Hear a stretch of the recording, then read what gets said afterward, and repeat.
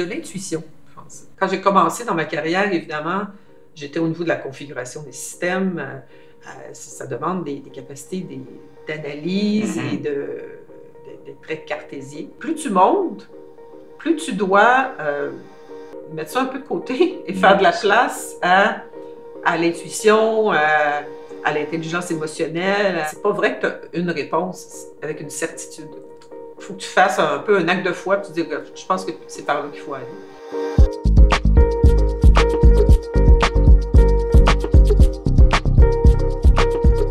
Bienvenue. Merci. Pour les gens qui ne te connaissent pas, je vais lire une petite introduction. Donc, Hélène Kyriakakis, tu es CEO de Talent America depuis juillet, donc c'est quand même tout récent. Mais avant ça, tu étais déjà présidente de Créatech, que tout le monde connaît. Ça fait 12 ans que tu es avec la boîte. Une des choses que je trouvais vraiment intéressante dans l'email que tu m'as envoyé, c'est que dans les 10 dernières années, tu as passé de 50 employés à 600. Ouais. Essentiellement. Ouais. Et ça, mais en fait, Créatech, c'était plus que 50 employés, mais quand je suis entrée chez Créatech, je suis entrée comme vice-président Delivery Services pour les projets dans l'unité SAP. Donc, Créatech, c'était déjà 200 employés, j'imagine, à l'époque, je ne me rappelle plus exactement. Donc, moi, je m'occupais des consultants qui étaient en clientèle dans la division SAP. C'est pour ça que je dis que j'en avais peut-être une cinquantaine. Donc, des gens qui avaient à peu près tous le même profil, tous les mêmes préoccupations. Donc, il y avait quand même quelque chose d'assez confortable. Je venais aussi de ce monde SAP-là. Ça fait depuis les années 90 que je faisais du SAP pour Omnilogic, pour Price et IBM avant. Donc, j'arrivais en terre inconnue. Tu te retrouves dans cette position-là parce que tu l'as mérité, mais aussi à travers l'acquisition de Créatech par Talent. Donc, effectivement, si on fait un petit peu un recul un peu dans le temps, moi, je suis devenue présidente de Créatech toute fin de l'année 2019. Avec, évidemment, quand on prend un nouveau rôle, surtout quand on est dans l'organisation depuis un certain temps, on est avec des idées en disant voici ce que je veux transformer, je vais avoir les mains sur le volant, je vais pouvoir faire ce que j'avais en tête ou améliorer certaines choses. Puis quoi, c'est 8 semaines après, la pandémie a frappé. Donc, je me suis retrouvée comme plein de dirigeants en gestion de crise. Oui. Donc, on a vécu, si on se rappelle, toute l'année 2020. Vers la fin 2020, on pensait tous qu'on s'en sortait. Un peu, il y a eu comme une petite accalmie. Donc, nous, à l'interne, on s'est mis à travailler sur notre vision stratégique. Donc, qu'est-ce qu'on veut faire quand on va être grand, Créatech? Dans quoi on veut se développer? Bon, on a pris cette vision-là, puis après ça, je suis allée rencontrer Bell, donc on est début 2021. Parce qu'évidemment, quand on veut grandir, quand on veut croître, s'étendre vers d'autres marchés ou vers d'autres offres, ça prend de l'investissement. Donc, sauf que Bell, la priorité, c'est une boîte de télécom, c'est tout à fait normal. La priorité, c'est la 5G, c'est les domaines de télécom. Et puis, au même moment, j'avais dans mon réseau des gens qui m'appelaient en me disant « Écoute, est-ce que Créatech serait à vendre ou on serait intéressé à acheter? » Donc, c'est là que j'ai ouvert la conversation avec Bell. Donc, on est passé à travers ça. Il y a eu trois joueurs qui se sont rendus relativement jusqu'à la ligne finale. Et c'est Talent qui a gagné. Les 3 joueurs avaient le potentiel d'amener Créatech à d'autres niveaux. Dans le fond, c'est ça, moi, que je souhaitais. C'est d'être acquise par une société qui comprenait le service conseil et allait nous donner les moyens de nos ambitions. Donc, Talent a été choisi par le conseil de Bell. Et puis, Talent, c'est une boîte internationale, dont le siège social est à Paris. C'est quand même 5000 employés. Qui font des choses similaires à nous, donc du conseil, du ERP également, mais aussi qui ont à peu près de 900 employés dans le monde de la data, de la AI. Donc, ça nous amène de l'expertise de plus. Ils sont très forts dans certaines industries également. Donc, ça nous enrichit beaucoup. Et surtout, ça nous donne des fonds pour des acquisitions, pour de la croissance géographique. Donc, là, on a vraiment toute la vision qu'on avait.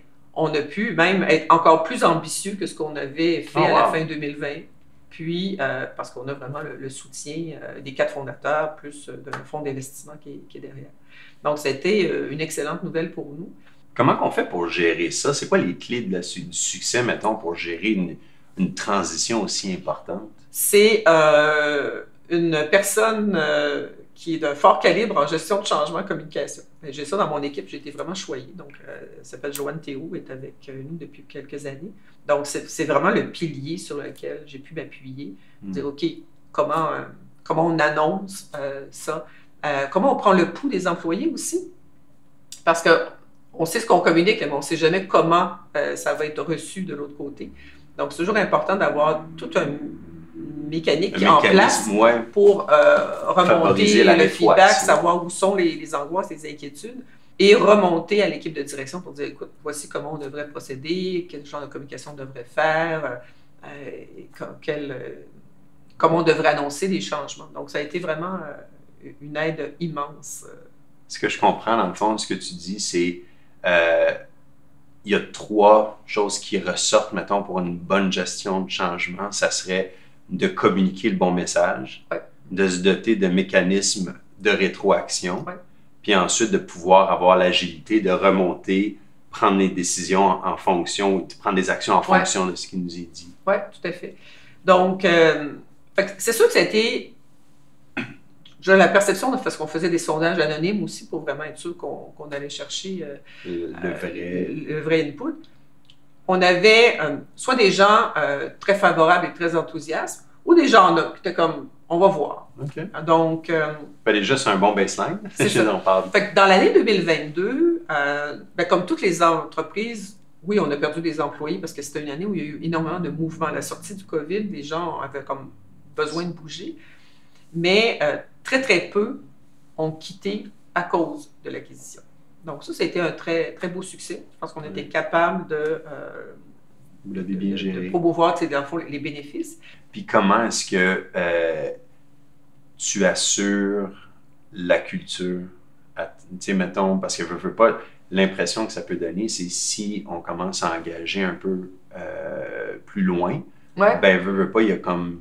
Oui, c'est vrai. En fait, ça a été, même chez Créatech, avant l'acquisition de talents, c'était très multiculturel. Déjà. Donc, ça a toujours été, pour moi, la diversité, ça va de soi, c'est quelque chose d'important. Ce qu'on a mis en place, c'est un cours de consultation 101, et là, bientôt, il y a un 102, je pense, en préparation. Parce qu'effectivement, même si vous étiez consultant au Liban ou au Maroc, il y a des façons d'être attendues dans ce pays-là. Il y en a d'autres ici. Donc ici, on est beaucoup plus direct, entre autres, avec les clients. Les clients apprécient se faire challenger, ce qui n'est pas toujours le cas dans toutes les sociétés. Donc, c'est notre responsabilité de dire, hey, écoute, voici, qu'est-ce que c'est être un consultant chez Créatech au Québec. Donc, ça, c'est quelque chose que donc, les plus anciens chez nous se sont mis ensemble, ont bâti un cours. C'était une belle initiative employée.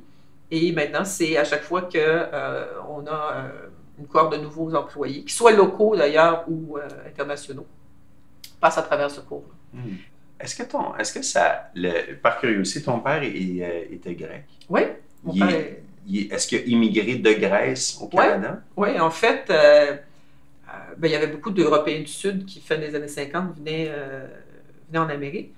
Mon père est venu, tout de suite au décès de sa mère, il a dit, écoute, j'ai pas d'attache, je vais aller voir c'est quoi l'Amérique. Il y avait une lointaine cousine établie à Trois-Rivières. Et il a rencontré ma mère. Et il est pas reparti. Ma mère est québécoise, originaire de Trois-Rivières. Donc, c'est pour ça que moi, je suis née à Trois-Rivières. C'est peut-être juste une impression, mais j'ai l'impression que les immigrants de première génération et deuxième génération, les immigrants de première génération arrivent souvent au Canada et ont une certaine perspective de à quel point on est peut-être chanceux d'avoir le système qu'on a, d'avoir le filet qu'on a, d'avoir les opportunités qu'on a. Puis j'ai l'impression que ça se transmet souvent aux enfants. Puis tu sais, je veux dire, je regarde, il y a des leaders québécois qui sont issus de cette deuxième génération-là. Ouais. T'en es une? En fait, c'est vrai parce que tu as... tu sais, mon père, son objectif, c'était de travailler pour que j'ai une vie meilleure. Okay? Puis c'est aussi peut-être des valeurs d'une certaine génération, pas nécessairement seulement les immigrants, mais même... mais pour les immigrants, c'est beaucoup ça, parce que tu quittes un pays, je vais tout abandonner pour que mes enfants aient une meilleure vie. Donc, c'est sûr qu'il y a quelque chose que tu absorbes de cette vision-là. Bon, moi, j'avais la chance d'être douée à l'école, mais c'est sûr que pour mes parents, que j'aille à l'université, que c'était pour eux très, très, très important. Ouais. Donc, tout le travail que mon père a mis, écoute, c'est fou. Tu sais, c'est souvent, quand j'entends des gens dire dans des postes comme les nôtres, oh, mon Dieu, on travaille fort, c'est stressant. Non. Tu sais, je veux dire, être un entrepreneur dans le monde de la restauration, c'est stressant. Être caissière au supermarché, c'est stressant. Moi, je n'accepte pas que les gens qui sont dans des rôles comme les miens se disent « Oh my God, que c'est stressant. » Non. Fait que cette capacité-là à réaliser à quel point je suis choyée de faire ce que je fais, d'être payée pour ce que je fais, d'avoir l'occasion de construire quelque chose, très, très clairement, je le puise dans mes racines et ce que mes parents ont fait. Qu'est-ce que ça prend aujourd'hui pour être, selon toi, un excellent leader? Ouais. Pour un leader de gens? Ouais. Moi, je dirais, beaucoup de modestie. On vit dans un monde de plus en plus complexe, impossible de tout savoir. Et la modestie, ça veut dire d'être capable de s'entourer de gens plus compétents que soi dans différents domaines. Donc, ça prend quand même de la modestie parce que si tu es là, tu dis, écoutez, c'est moi le patron et puis c'est moi qui ai la connaissance, à mon avis, c'est voué un peu à l'échec. Donc, et récemment, on l'a reconstruit, cette équipe-là, parce que, comme je dis, on a fusionné différentes entités. Donc, il y a des gens, des nouveaux membres, ce qu'on appelle notre CODIR, notre comité de direction. Et ça a même fait une charte commune. C'est quoi nos 10 commandements pour bien travailler ensemble? Wow. Et le point de départ, c'est la confiance. Okay. Parce que s'il y a une confiance qui règne dans l'équipe, et ça veut dire que tu es capable de mettre tes problèmes sur la table, ta vulnérabilité sur la table, tes questionnements, ben, il se crée cette espèce de safe space où les gens peuvent discuter, amener des problèmes et trouver des solutions, avec chacun en apportant son expertise. Donc, pour moi, la modestie, c'est de dire, ben, écoute, je suis un joueur parmi d'autres, comme un chef d'orchestre, par exemple. Dans le fond, le premier violon est nettement meilleur en violon que le chef d'orchestre. Même si on prend un excellent chef d'orchestre, il va toujours avoir dans son équipe, dans son orchestre, des gens plus doués que lui. Ça, la première qualité, je dirais, modestie, c'est capacité d'accepter que des gens vont avoir des idées que tu n'aurais pas eues, vont te challenger aussi, ça, j'accepte ça beaucoup. Non, je pense que tu ne devrais pas faire ça, on ne devrait pas aller là. C'est comme ça qu'on s'enrichit et qu'on va de l'avant. Deuxième, je te dirais, la résilience, parce que il va arriver des coups durs, des erreurs, n'importe quel parcours, que ce soit un entrepreneur ou un dirigeant, des choses qui changent, évidemment, quand tu as, par exemple, des investisseurs, tout le monde a des patrons, que ce soit un conseil d'administration ou des patrons, et parfois il y a des changements d'orientation, des changements de direction. Donc, cette capacité-là de dire, OK, on allait là, on va ailleurs, c'est autre chose, le joueur va changer. Donc, de rebondir très, très rapidement et de ne pas tout le temps ruminer, bon, c'était mieux avant, pourquoi on a changé. Puis là, je te dirais, de l'intuition, je pense. Et ça a été probablement ce qui s'est transformé le plus chez moi au fil des ans. Parce que quand j'ai commencé dans ma carrière, évidemment, j'étais au niveau de la configuration des systèmes. Ça demande des capacités d'analyse et d'être très cartésien. Après ça, je suis devenue directeur de projet. Bon, là, il rentre un petit peu plus de facteurs humains, mais ça reste quand même des choses à mesurer, des choses très factuelles. Et plus tu montes, plus tu dois mettre ça un peu de côté et faire de la place à l'intuition, à l'intelligence émotionnelle, à tout l'aspect côté perception qui est beaucoup moins évident. Puis quand tu regardes où s'en va le marché, quel genre de restructuration on devrait faire à l'interne, c'est pas vrai que tu as une réponse avec une certitude.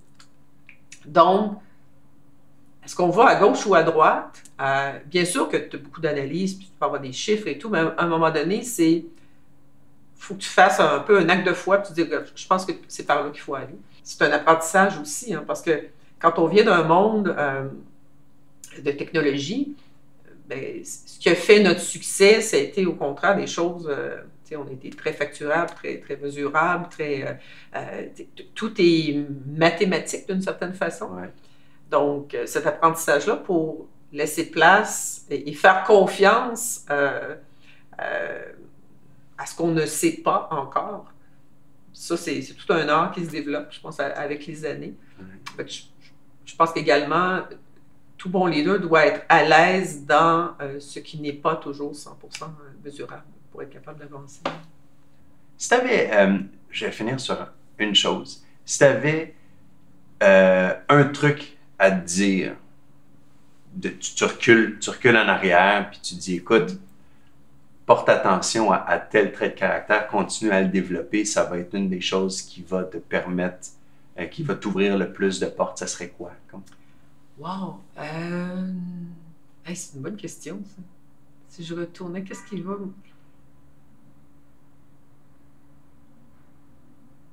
Peut-être lâcher prise. Si je recule il y a 10 ans, on me soumettait un problème, il fallait que j'aille jusqu'au bout d'une solution. Puis des choses aujourd'hui, c'est vraiment de dire, écoute, on va mettre peut-être ça un peu sur la glace, on va travailler sur autre chose. Il y a ce désir trop grand des fois qu'on a de dire, il faut absolument que je résolve ça, que j'aille au bout de tel problème. Des fois, à un moment donné, il faut laisser aller. Puis si je repense à des grands moments, je pense que peut-être si dans le passé, j'avais laissé aller, j'aurais vécu moins de stress. Fait que je pense que c'est ce que j'ai appris à travers les années. Ralentir un peu. Et ralentir un peu, ça veut dire aussi parfois peut-être écouter plus avant de répondre, avant de réagir. Ce qu'on appelle peut-être la sagesse. C'est peut-être ça qui vient avec l'avantage de vieillir. Dans le fond, on est peut-être un peu moins réactif et plus à l'écoute, en faisant confiance que les choses vont aller dans la bonne direction. Excellent. Ouais. Hélène, merci beaucoup. C'était un plaisir. Ça fait plaisir. Merci.